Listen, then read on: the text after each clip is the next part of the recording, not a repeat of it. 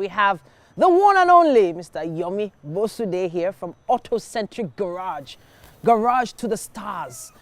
He's here to talk to us a bit about some things we should know about automatic vehicles. Yomi, it's always a pleasure having you. Same here, ma'am. I've been learning things, though. I used to take notes. I used to scribble some things whenever you're talking. That's fine. But so having an automatic car seems like, I thought it was just like a craze, you know, like a phase. People were just going to do automatic for a while and then maybe go back to stick shift. It felt like everybody thought it was fashion.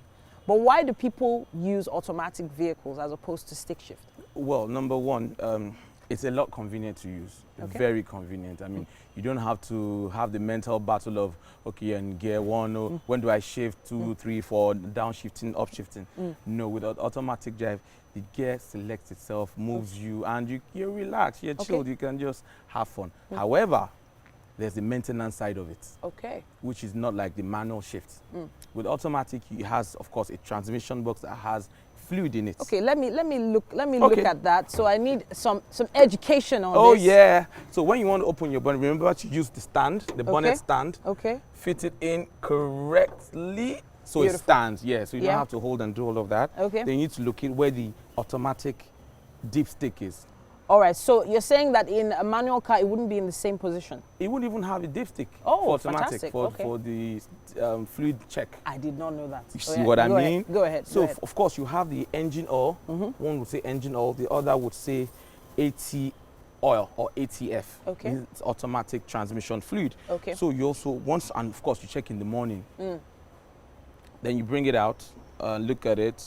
So there are 3 things you want to check. You want to check for color. Okay. You want to check for texture. You want to check for odor.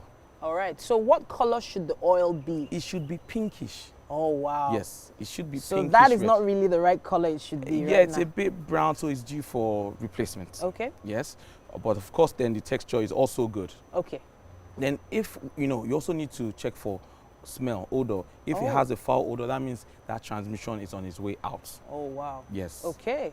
So all right. you need to take note of that because... And is every morning you have to check this? No, not every morning. Okay. Not every I morning. was worried about that. No. Because I'm like, I know I'm supposed to check the water levels, Yes. but also the ATF, no. Yeah. All right, so ATF means automatic Transmission fluid. Yes. Okay, so that's the first thing I need to check. Yes. So what else do I need to know about my You also automatic need to know that different models of cars use different models, types of transmission fluids. vehicle? Okay. Yeah, so it's not a one-size-fits-all transmission fluid.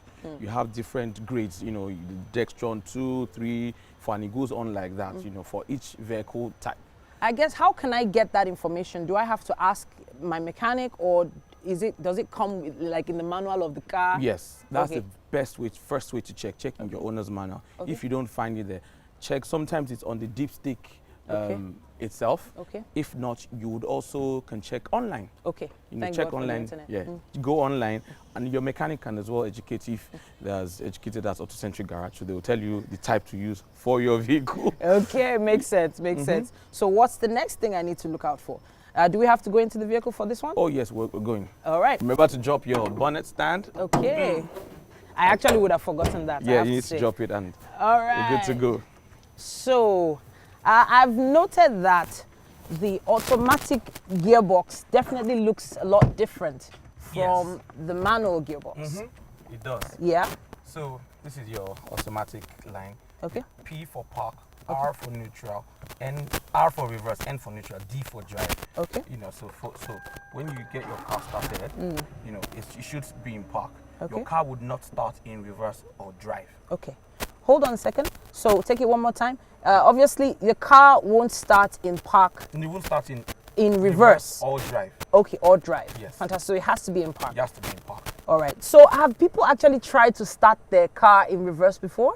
Yes, Goodness me. it wasn't a very conscious move because I've had to deal with such an issue. And she called, my car won't start, my car won't start. I'm like, okay, what position is your gear lever in? Okay. Then she said it's in drive, and I'm like, it won't start in drive. Okay. You need to put it in park Okay. or neutral, but the Okay. proper position should be in park. Okay. Then you start your car. Beautiful. All right then. So moving on from there, right? So people I've noticed that some people are in the habit from switch, maybe they're in motion, they're in drive, they're trying to come to a halt and they switch it to P before the car grinds to a halt. Oh. It's bad habit. Oh, okay. You shouldn't do that. Never do that. So you should wait for the vehicle to stop. Yeah, come to a full halt then put it in park. That's you've gone to your destination, you want to park. Because Okay. your park is for parking, not for stopping the vehicle. You have Alright. your brakes for stopping the vehicle. Okay, Alright? fantastic. So that's what it's for. So a lot of, if you do that, you're going to ruin your gearbox. Okay. And it's going to cost you a whole lot. All right then. And this is for all types of vehicles. All types of vehicles. Okay, all You right. must make your car come to a full halt, then you engage and move to park. All right. That's one.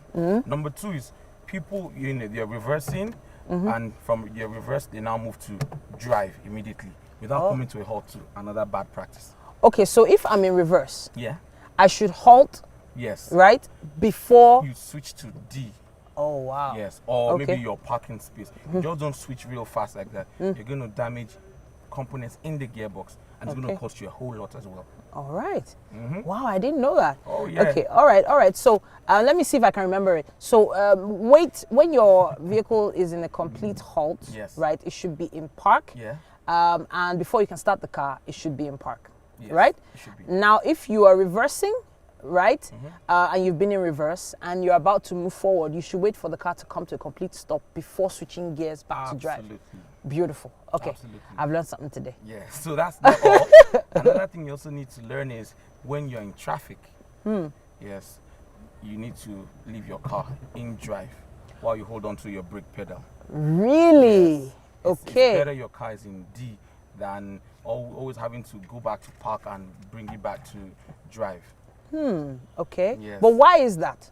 So you don't lose the pressure you've built in the transmission, and you really don't save fuel by moving to neutral or park. I've heard that thing before, like, oh, I'm saving fuel, I have to put it in. You Because really don't have to do that. I've even also heard that you save fuel when you turn off the engine. But I also heard that when you turn on the engine sucks in more fuel. Yes, because it has to start again from the beginning. Okay, beautiful. So you really Beautiful. don't have to do that. All right. Yeah. Okay, so hopefully we've been able to connect with people out there who are driving automatic vehicles. But you're saying that people with manual vehicles don't have to go through this entire process. No, with the manual Alright. shift, you just your Okay. clutch. Alright. You need to do Alright. and knowing when to switch from gear 1, 2, and And like three. that. You know what, Yomi? There's still so much for us to learn from you. We'll be expecting you again next week. But we have quite a lot still happening on the show today. Wake Up Nigeria continues.